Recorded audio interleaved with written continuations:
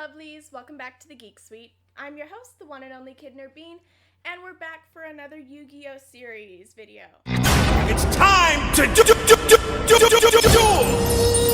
And today we're finally kicking off my Yu-Gi-Oh! Crime series where I go over all the times that somebody should have called the cops in this anime. But before we get into the lawlessness of Yu-Gi-Oh!, be sure to give this video a like, hit that subscribe button, ring the notification bell, do all the wonderful things that the algorithm loves because I love it too. And it helps me keep from sinking into the depths of obscurity on YouTube. But seriously guys, I love it when you do stuff like that. The algorithm loves it and it helps keep this channel going and growing. Alrighty my lovelies, so one of my favorite YouTubers is a guy who goes by the name of Legal. I'll link them somewhere. And his channel is basically going down, and he, as a lawyer, breaks down and analyzes all of the legal-based content in our favorite TV shows and series. This video series is going to sort of be an homage to his style of videos, and I would love for him to see this channel and let me know how he thinks I did, because if he was a secret anime geek in his youth like I was, that would just really, I would be over the moon. Because there is a lot of crime, guys, and not just like evil supernatural take over the world kind of crime, just like a lot of everyday run-of-the-mill Reno 911 kind of crime. And watching this as a kid, I didn't really think about it all that much because it was a gaming anime and everything was solved with dueling, but like rewatching it as an adult, like even just before episode 1 is over, I'm like, didn't somebody call the cops? Like, I mean, surely they would have been called, at least in like other animes that were put out by the 4Kids Network and put on WB in America for the after-school slot. They had cops, like Pokemon had cops, like I don't think Team Rocket ever got arrested. Ash and Pikachu usually just exploded them out of screen, but they at least had an Officer Jenny for Brock to drool over. Like, you knew they were there, they existed. If something serious happened, you could call them. But we don't have a Nurse Joy or an Officer Jenny or even just background cops in the background. You don't even see a cop car parked on the street in this anime. Like, it is just complete and utter anarchy. At least that's the only thing that I can think of as to why they wouldn't appear at all. But, whatever. My point being, for all the everyday crime that happened in this show, it's weird that nobody thought to call the cops. So, let's go over the original series. Like I said, I'm really only covering seasons 1 through 5 on Netflix, aka the OG Yu-Gi-Oh! I'm not covering Arc 5 or 7s or any of that, just for my own sanity's sake. And we're gonna look at every crime that warrants legal action. I'm not gonna be counting things like jaywalking or loitering or parking tickets because that would just get out of control. And again, I'm trying to keep this simple for my own sanity. And for your sanity. And to keep these videos less than 3 hours long. Yeah, this is going to be like a whole series because they're, even in just like, let's say the first 5 episodes, which is I think all I'm going to be able to cover in this first video, there's a lot to unpack. But hey, I'm sure I'm not the only one jumping on that Yu-Gi-Oh! Hype train.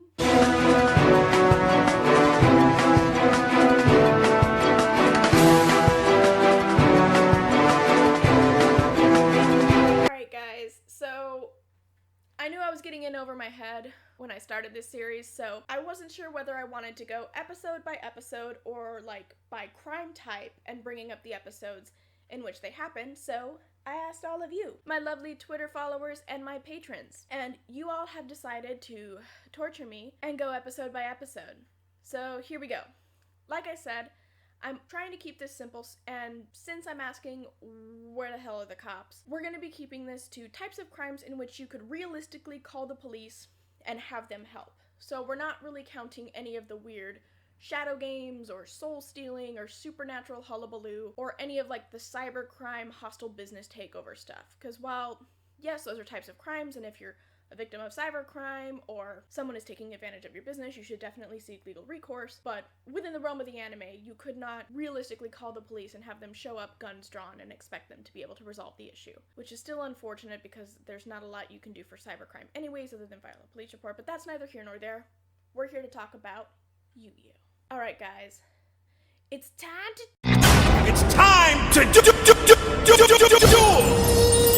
Alright, so like I said, my Twitter poll actually came out to a draw, so my Patreon patrons got their votes counted twice, which is a benefit for the patrons who sign up for the tier level on my Patreon account that involves the voting feature. So right now, since I'm still growing my channel, I'm asking both my patrons and my Twitter followers to help me vote on what kind of content I should produce.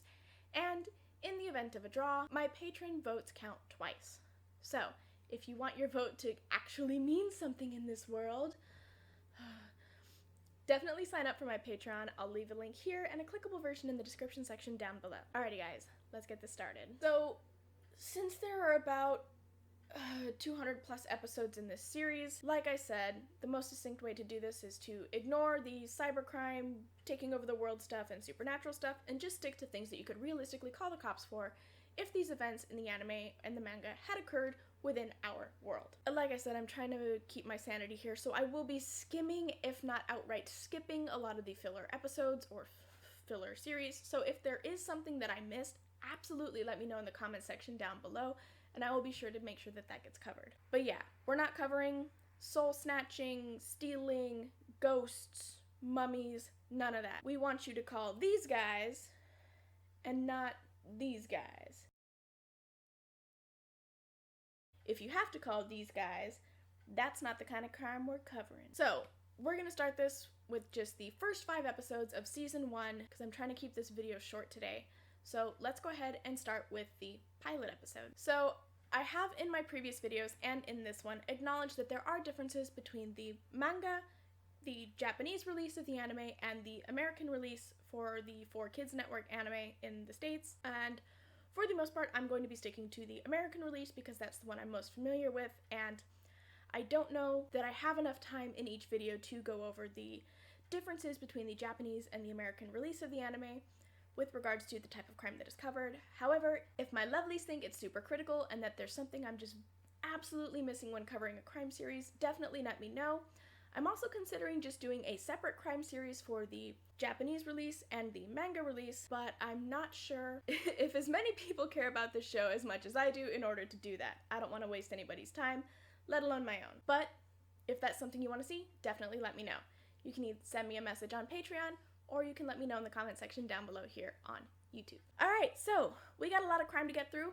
Let's get started with episode 1 of the American release of Yu-Gi-Oh! Alrighty, let's start off this crime list with kidnapping. And I am starting with kidnapping because it's the first major crime that we see in the series. So the first instance of kidnapping is when Seto Kaiba, or at least goons acting on his behalf, kidnap Yugi's grandpa, Solomon Moto, and hold him for more or less ransom in order to get Yugi to come and duel him. And alongside this incidence of kidnapping Grandpa Moto, we also get an incidence of destruction of property and theft, and that being of Grandpa Moto's Blue Eyes White Dragon card. Now, whether or not this is petty or grand theft depends on how much the card is worth. Now, in the real world, these cards are mass-produced and typically are worth around $400 depending on what condition they're in. However, there was an instance of a original printing mint condition card that was sold in Japan for $480,000 US. And considering that in the anime realm, there's only 4 of these cards that are printed and it's super rare, hence the reason for a corporation mega mogul genius kid like Kaiba to go and think that kidnapping an old man is a good idea, we're gonna go with grand theft. Kaiba would also be guilty of assault because it is not outright shown on screen, but it's definitely strongly hinted at that Kaiba and or his goons have abused Grandpa Moto, because when Yugi and his friends arrive at Kaiba Corp's tower, Grandpa Moto is on the ground and he's disheveled and in pain, and he's taken to the infirmary ward, and Kaiba says that he just couldn't handle dueling. But it's very clear that this wasn't just a duel. Something was done to physically weaken Grandpa Moto. So that's assault, count of destruction of property, count of grand theft, and a count of kidnapping for Seto Kaiba in just the first 25 minutes of this series, you guys. Way to set up a villain / antagonist, right? Alright, moving on to episode, I'm gonna be calling them episodes like 101 for season 1, episode 1, and 102 for season 1, episode 2. The actual episode count is a little hard to keep track of on IMDb and Netflix, so for my own, again, sanity's sake, that's going to be my episode numbering system. So please don't scream at me about that. I'm doing it for consistency. So we just covered the pilot, episode 101, and so now we're going to be moving on to episode 102. episode 2 of the first season. And moving right along to episode 102, we have another instance of kidnapping. There's a lot of kidnapping in this show, you guys. It's kind of uncomfortable to watch as an adult. Actually 2, if we're being nitpicky. So Yugi is more or less kidnapped and taken to the Shadow Realm to have his game with Pegasus. And I wasn't going to include this because it is like supernatural and involving the Shadow Realm, but Pegasus makes it very clear that Yugi has no choice to come with him and play this game. So Yugi's being removed from his home against his will, and it's a major plot point for getting the story started, so I'm just gonna go ahead and give it like an honorable mention here. And shortly after this, we do get another instance of kidnapping, which is when Pegasus kidnaps or steals Grandpa Moto's soul through the TV a la The Ring. And again, I wasn't going to include this because it is a supernatural occurrence, but because it's literally the inciting incident for season 1 and it's included in the opening credits sequence. I'm including it because it's such a major event, and at the very least, something happens to Grandpa Moto where like his soul leaves his body and then he's left unconscious in their house/game shop, where 911 is then presumably called because the next time we see him he's in the hospital. So because there's a call to 911, even though the police don't show up, at least on screen, if they exist at all, emergency services are called and ordered for Grandpa Moto based on Pegasus's actions. So that's the mental gymnastics I'm going through to get to the crime that exists in episode 102. But other than that, that's kind of it. There's not a lot of like regular everyday crime for episode 102 because it's more or less the setup after we've been introduced to all the main characters. Alright, so moving on to episode 103. This one has a lot more crime, but a lot less severity of the offenses. Somewhat. Alright, so the first instance of crime is shown to us via flashback where Joey and Yugi are talking about how their friendship went from being like a relationship of Joey and Tristan bullying him to one where they're best friends. And the flashback that we see is where Joey steals a piece, the most identifiable piece, of the Millennium Puzzle and then chucks it into the school pool. And this is technically grand theft, at least in California, because Yugi's puzzle is made of solid gold. And yes, it is made of solid gold, because we see that, one, the puzzle isn't hollow, and then in the later episodes of the series where they're all back in Egypt and we see how the Millennium items were made, they were forged in solid gold, but they give this whole flashback of, it's not just gold that they were forged in, but the souls of evil, whatever. But yeah, that piece of bling around Yugi's neck is solid gold. And I did the math on how much this would be worth, because in California, which is where I live, so that's where I'm basing all of these legal decisions off of. In California, theft becomes grand theft if the worth of the items stolen is more than $950. Like I mentioned, Yugi's puzzle is made of solid gold. Now, trying to figure out how big that would be in real life, how much it would weigh, and what that gold on its own, no curses attached, would be worth, I looked to the great cosplay creationists of the internet. And the standard size for a life-size replica of this Millennium Puzzle is about 3¼ inches by 3¼ inches by 2¼ inches, which is 38.4 cubic inches. And a standard gold bar is 7 inches by 3 5/8 inches by 1 3/4 inches, which is 44 cubic inches.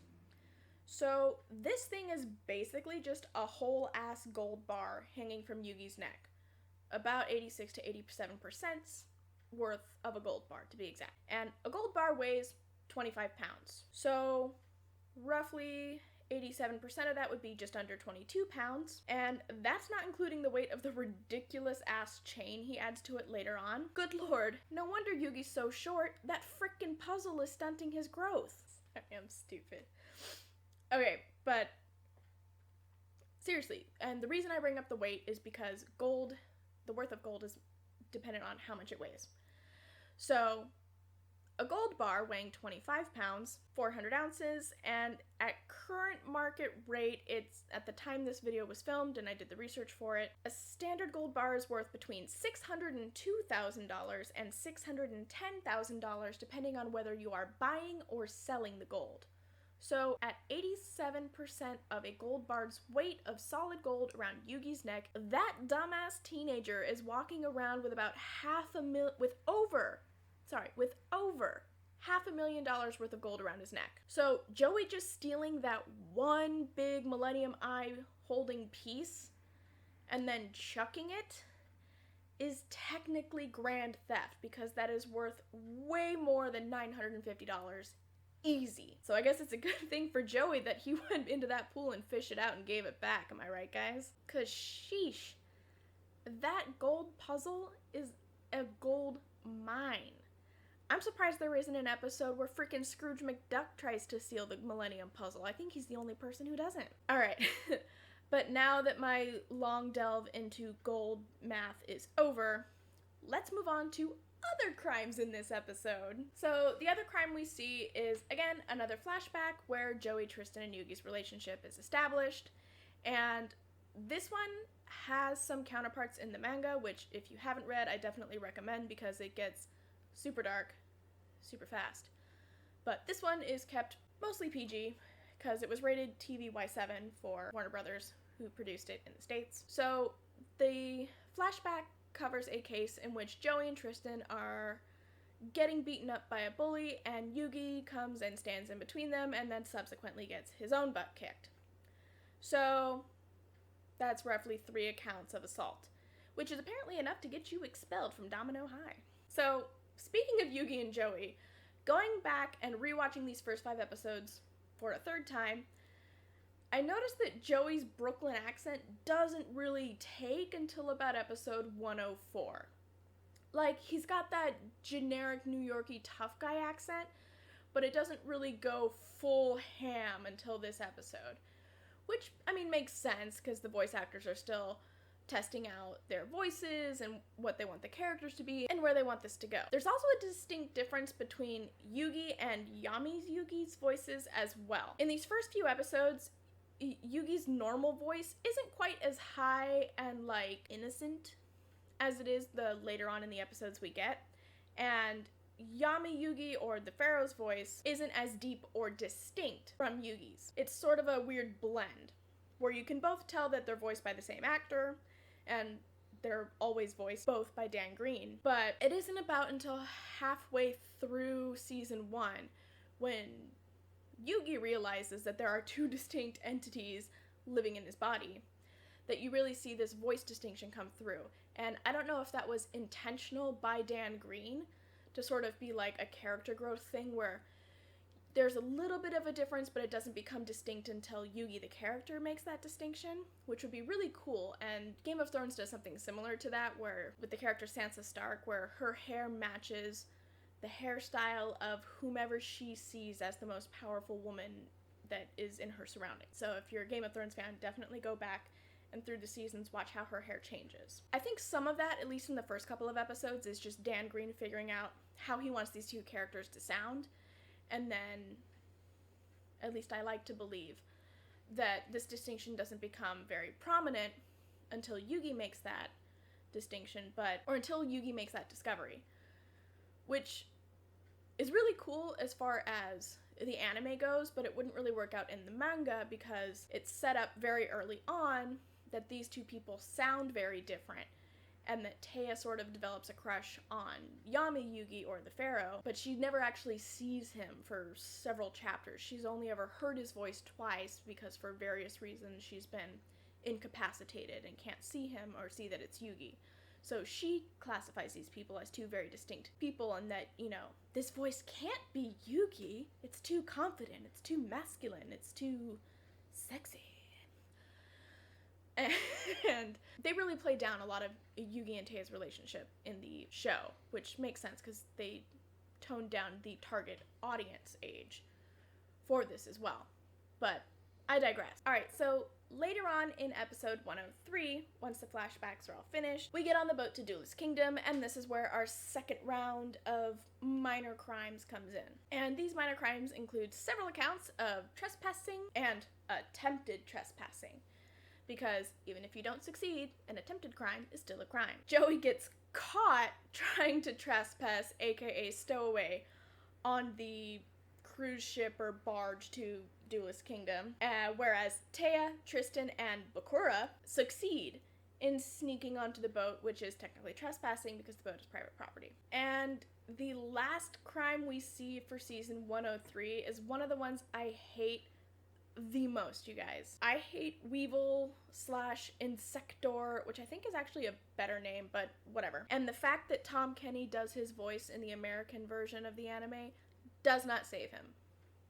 I'm sorry. You can squanch at me in the comment section down below. That little stinker steals the Exodia cards right out of Yugi's hand after lulling him into a false sense of security and chucks him overboard. So that's 1 to 5 counts of grand theft, as these cards are incredibly rare and valuable, and I'm going to assume a value over $950 after doing all the research to try to figure out how much Blue Eyes was worth.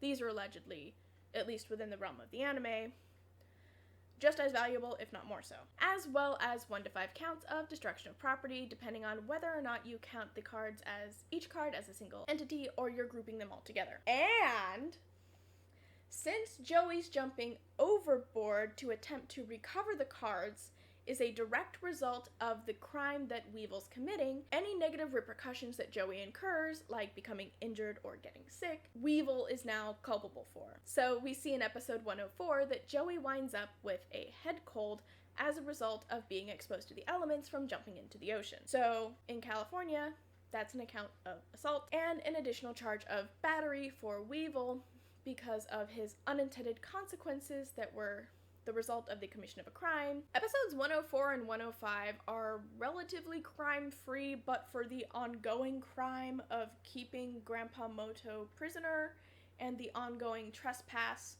of Taya, Tristan, and Bakura. And I would actually argue that Tristan is no longer trespassing after episode 104 when he's stopped by the guards as he exits the boat and is told to, "Don't panic, you're our guest." So Tristan is technically then invited and considered a guest on Pegasus's private island, whereas Taya and Bakura are still technically trespassing, if you want to argue that way. And it's not shown on screen, but I'm going to include it here in the episodes 104, 105 lumped together bit, because this would have to have been when it occurred.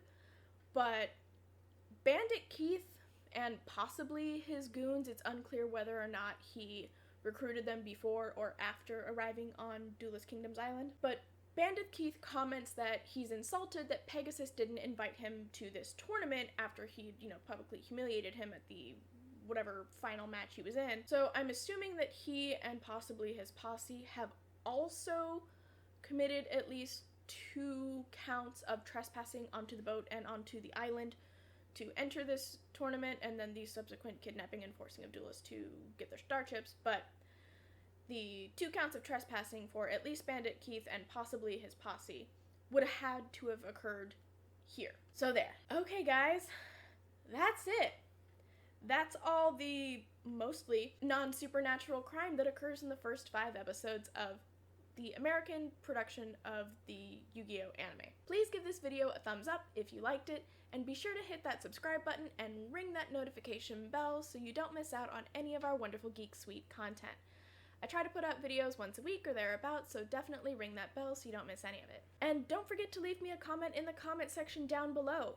Should I include the supernatural and cybercrime? Should they be their own series? Should I do a separate series where I compare the crimes that were cut out from the manga and the Japanese release? Let me know. I do these videos mostly because I like to, but also for you, my lovelies, so I want to create content that you want to see. And I can't know what you want to see unless you tell me. So let me know in the comment section down below. Alright, I'm gonna stop rhyming now because it's annoying. But yes, thank you so much for watching, my lovelies. Be sure to check out my Patreon because patrons are who make this channel possible, Every donation helps create more content like this and helps me fight the demonetization of YouTube. Patrons get early access to our content, insider patron-only videos, uncensored versions of videos like these, and the option to vote in polls and get that sweet double vote, and access to the Geek Suite Discord server. For more information on that, my Patreon link is here, and a clickable version in the description section down below. Thank you so much for watching, my lovelies. Be sure to stay tuned for the next part in this series where I cover, in theory, episodes 6 through 10. That's all for now, my lovelies, and I will see you all next time.